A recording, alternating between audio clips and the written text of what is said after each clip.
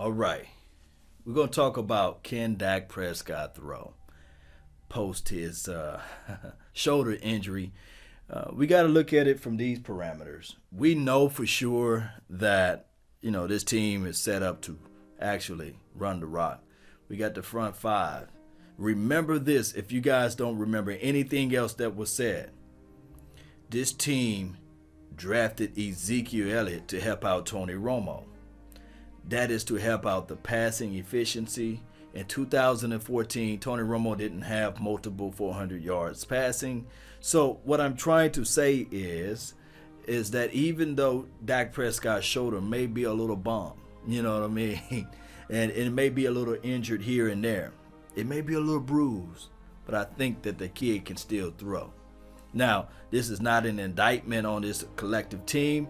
I'm thinking that they learned through the process of saying, when he came to the sidelines or what have you, and he said, you know what? My shoulders don't feel like it's in the right places, you see.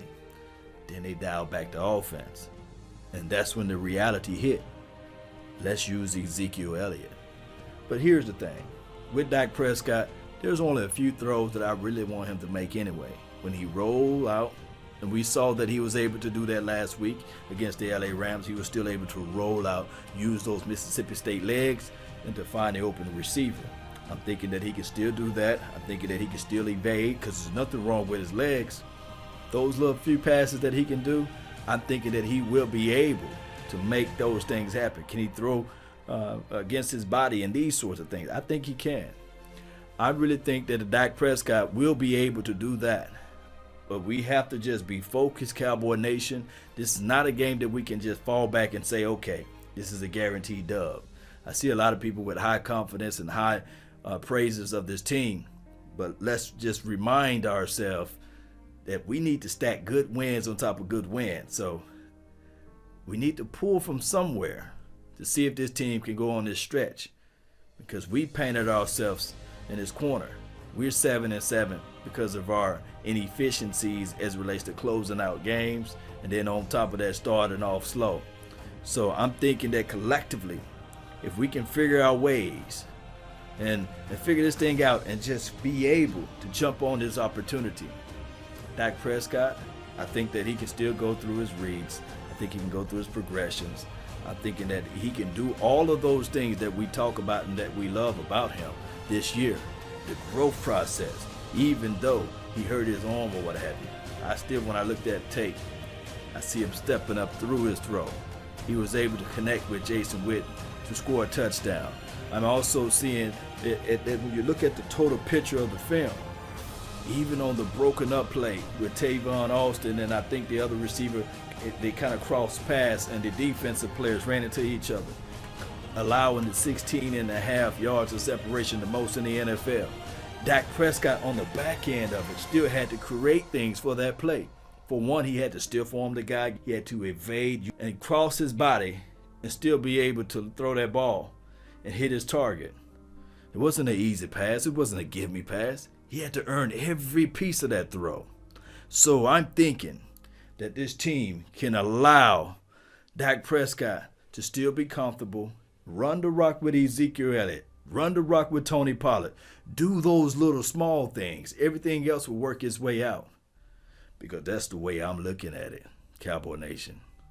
I really believe that this team can find those little small grooves and plug them.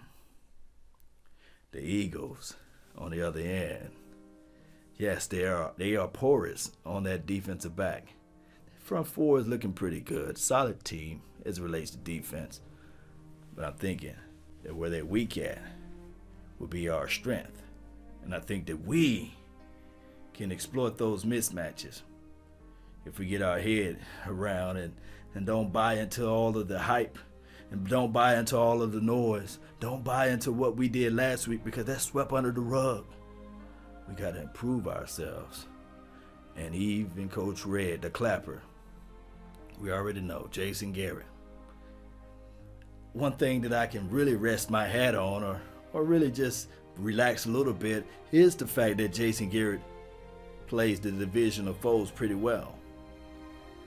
But this will be a game, pivotal game, that Jason Garrett himself will say to himself, I don't want these to be the last two games, the Eagles and the Washington team. I'm going to prove to the world that I earned this seat. It took me 10 years, but I'm going to prove that I can draw up a game plan and I can match up these things back to back, that I'm not going to fold up like a lawn chair. No. I want this thing. I'm hungry for it, you see. We will know for sure what this team is all made up of. Not just Jason Garrett, but the other 53 players that's going to be out there. The 46 that's going to be out there, really. Today, only 46 active. You know how this thing go, Cowboy Nation. So, with all that being said, this team got this chance, got the opportunity. We just got to match these things together. And hopefully, we can find that light at the end of the tunnel and shoot right through it. I do know a lot of people going back and forth with other people as it relates to the Dallas Cowboys. We can't do this, we don't do that.